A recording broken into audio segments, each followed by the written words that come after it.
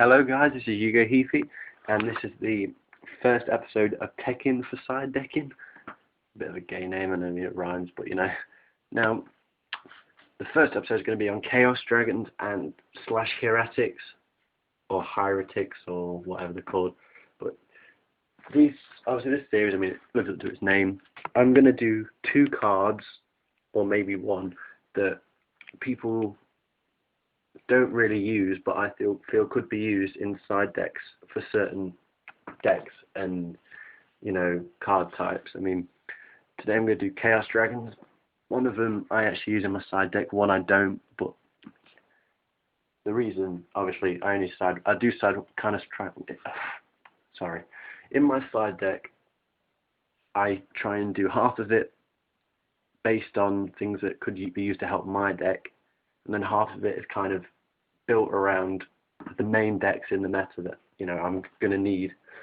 And this one I've actually sided, which is Buster Blader. It's in Korean. I am looking for an ultra one of these if you've got one, or a hollow one of some kind, just also for my collection. And then this one is not really, but I'm going to explain what they do and why. The first one being Buster Blader. If you don't know this card, you're not really a Yu-Gi-Oh fan. You know, is this guy's card, and this is a card I never thought I'd see in like a meta like this. But the reason this is great for against dragons is purely because it's affecting the fact that it gains 500 attack for each dragon in your opponent's graveyard, or maybe in any graveyard. But and its original attack is 2600. I mean, although it does take 2 tributes, if you're playing against Chaos Dragons or Heretics, you know, and you draw as hard for the game, and with the deck I currently play in Zectors, it's quite easy to get a couple of cards out, especially if you have Dragonfly.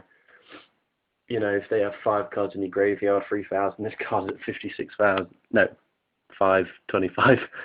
This guy would be over at 5,000 attack, and, you know, it's really not hard for them to kind of, I can't really remember how Chaos Dragons work, but I know that a lot of the cards do sort of go to the graveyard, and, you know, depending on when you draw it, you know, it can be a useful card at any point, and it can cause some serious damage. I mean, like I said, I personally use it. I've only used it once before, but it did. I mean, what was it? I was playing against Chaos Dragons. It was midway through the duel. I forgot what I used, but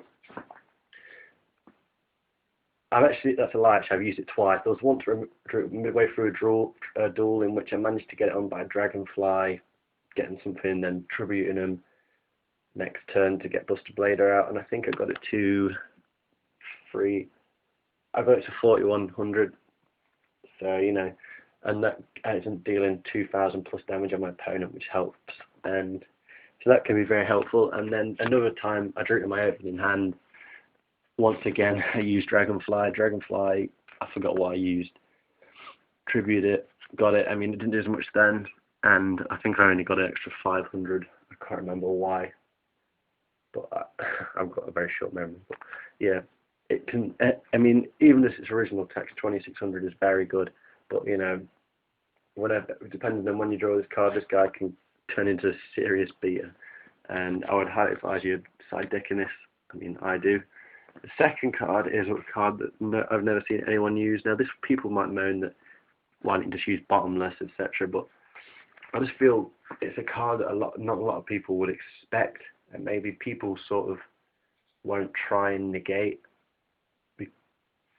I don't know. It seems a bottomless. If I should drop a bottomless, people would seem to would stop that rather than a card like this. I mean, this card is effective when a level 5 or higher effect monster is special summon, banish that level 5 or higher effect monster. Obviously that works well in Heretics because I think it's Tefnuit maybe, I can't remember what card it is, I don't know the names, I don't like the names.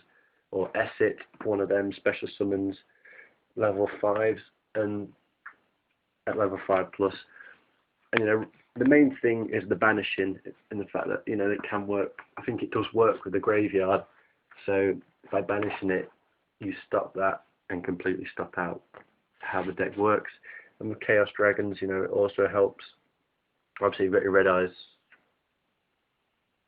I forgot what it is. You've got Red Eyes, and your light pulsar, your dark flare, something, not dark flare, but yeah, mainly light pulsars and red eyes. So this card is actually very helpful. I mean, I've never seen anyone side deck it, but sorry about the lighting, by the way, as well. I don't know why it's dark in my room, the light's on, but this could be a very good card against dragons, purely for the banishing.